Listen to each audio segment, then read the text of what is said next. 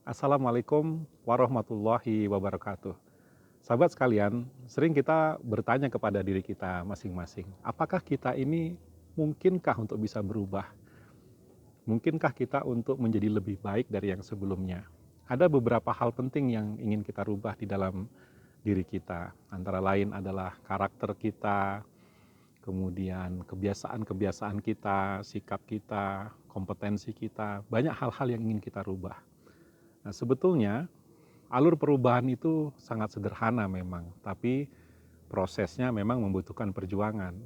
Yang pertama, kalau kita ingin berubah, hal pertama yang memang harus kita rubah adalah pola pikir kita, mindset kita.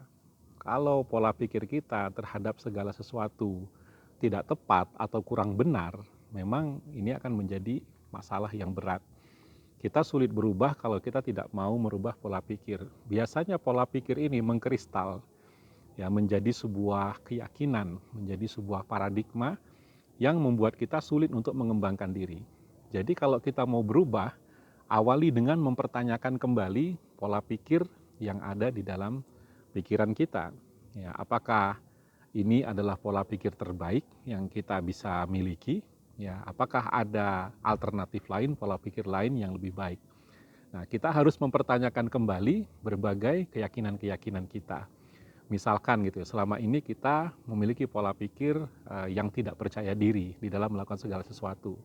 Penyebab ketidakpercayaan diri ini barangkali macam-macam ya, banyak hal ya, sehingga kita sulit untuk melakukan hal-hal yang baru. Nah, ketika kita pola pikirnya dilandasi oleh rasa tidak percaya diri, ya ini tentu akan menghambat kita untuk berkembang. Maka kembangkan pola pikir bahwa kita bisa mencoba sesuatu yang baru.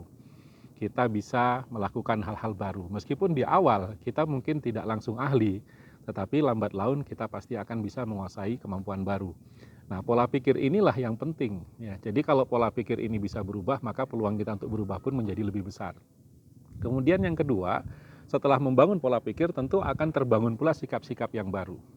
Ya, bagi orang yang misalkan ya, tadinya dia adalah tipikal orang yang emosional, kemudian tipe orang yang pemarah dan sebagainya. Ya, ketika dia memiliki pola pikir bahwa segala sesuatu yang ada di dalam kehidupan ini tidak selalu ideal, tidak selalu normal, tidak selalu sesuai dengan ekspektasi atau harapannya, maka dia akan tumbuh menjadi orang yang lebih sabar. Apalagi ketika dia menganggap bahwa kehidupan ini memang isinya adalah ujian kesabaran. Maka dia ketika memandang seperti ini, maka sikap-sikapnya dalam menghadapi hal-hal yang tidak sesuai dengan keinginannya, maka dia mampu untuk menahan diri dari sikap emosional seperti itu.